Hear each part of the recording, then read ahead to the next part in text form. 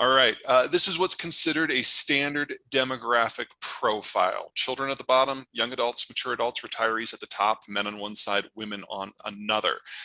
This is what most of the world looked like before the industrialization wave that occurred after World War II. But with globalization, this all changed because it used to be that we all lived on farms and you would have as many kids as you could put up with because they were free labor. Well, as many kids as you could put up with plus one, because that's how you find out it's too many kids. But when you take an industrial job, which international trade made possible, those were all in the cities. And as you move off the farm and into the cities, you have fewer of them because kids go from being a free source of labor to a massive expense and headache. And over the ages, the Korean demographic has shifted to this. The whole world has gone with the Koreans, starting from different points, going at different paces, but this has changed the economic structure of the world, because when you're a young system like this, it's all about raising kids and buying homes and buying cars and going to college. Young people do all of the spending in a modern economic system. That tends to make it very inflationary. But an older system like this, it's all about the high value added workers who are doing everything they can to save for retirement. They've got decades of work experience, their incomes are high, their kids have moved out, so their expenses are low, and they're generating a lot of spare capital for whatever they need to do.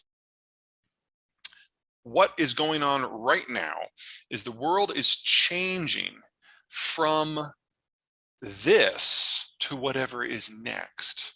This was always the decade when a huge chunk of the world's advanced economies were going to age from this structure like Korea's today into the next structure, which is one where we have more and more retired people, where that bulge that has defined economic existence going back to the 50s moves into a non-economically viable state.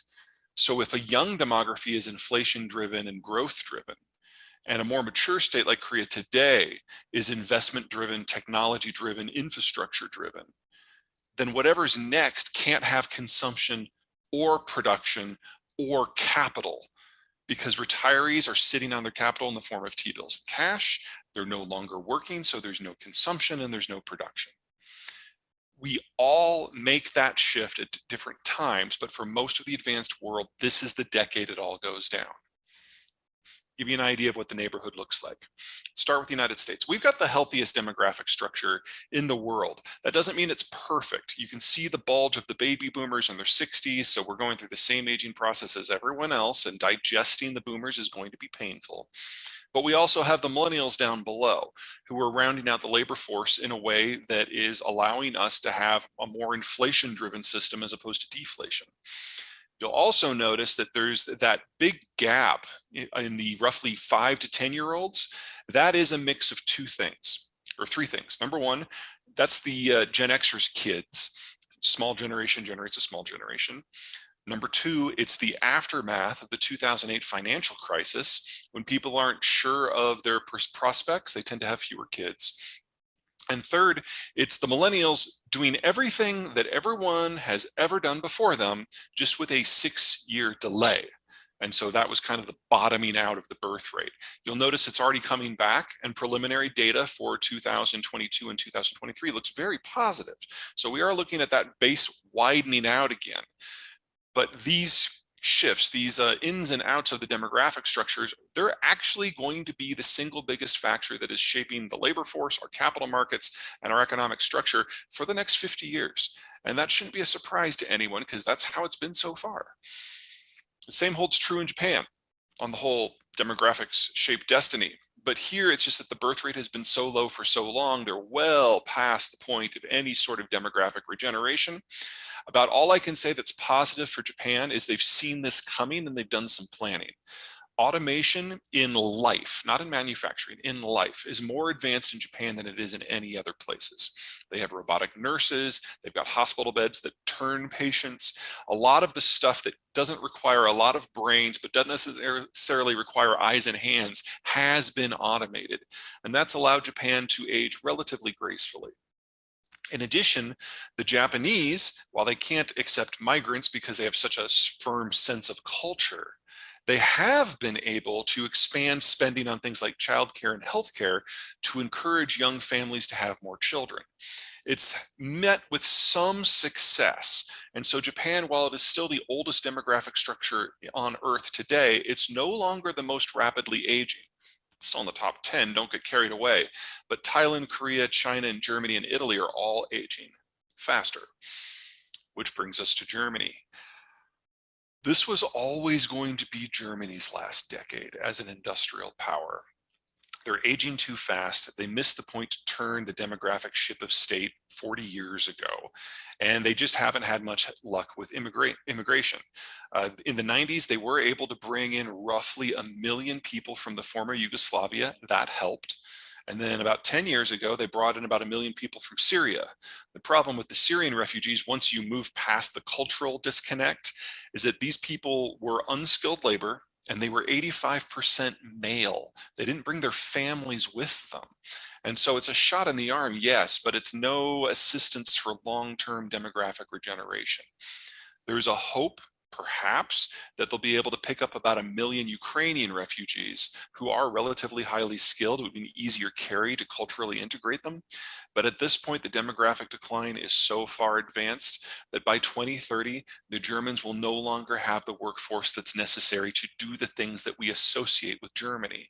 And that assumes nothing else goes wrong. Nothing with Euro, nothing with relations with the United States in terms of trade, nothing with the Russians in terms of energy. And all of that is going wrong too. And then finally, we get the People's Republic of China. Now, this is already one of the fastest aging workforces in history ever. It's actually faster than the collapse of the workforces during the Black Death, during the Middle Ages in Europe. We also know that this is not the correct data.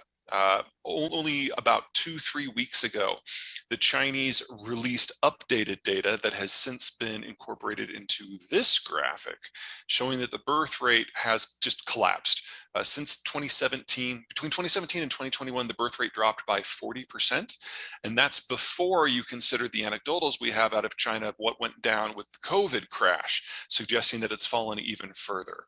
So we're already in a situation where we have roughly half as many children as children 5 and under as we have children aged 10 to 15, which is well past terminal. It was already past terminal, but this is, you're looking at ethnic dissolution here with this sort of trend.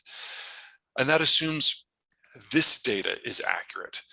The Shanghai Academy of Sciences is publicly trying to stir up discussion about how, because of the one-child policy, people have been over-reporting births and under-reporting different statistics, especially when it comes to labor, in order to make the local provinces look better. And they estimate that the Chinese system actually has 100 million fewer children than the data officially suggests. That probably means that that big gouge in the lower chunk actually plays up higher within the demographic structure, and those yellow bars probably don't exist at all. This is not a country in demographic decay. This is a country in the advanced stages of demographic collapse. And we don't have an economic theory as a species for what might make this work. It's obvious from the data that the Chinese have shared that consumption-led growth will never happen in China again. They actually saw a collapse in things like car sales back before COVID. They've never rebounded.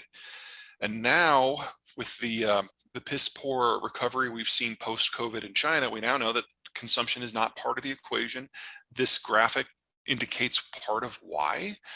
And we also know that while their labor costs have gone up by a factor of roughly 14 since the year 2000, their worker productivity has barely doubled in most sectors, and it's reached only triple in some of the more advanced ones.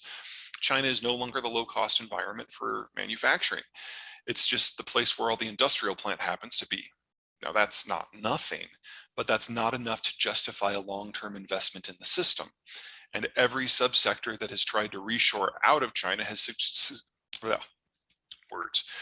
discovered shorter supply chains with more effective labor, with lower energy costs, less political risk, closer to the end consumer.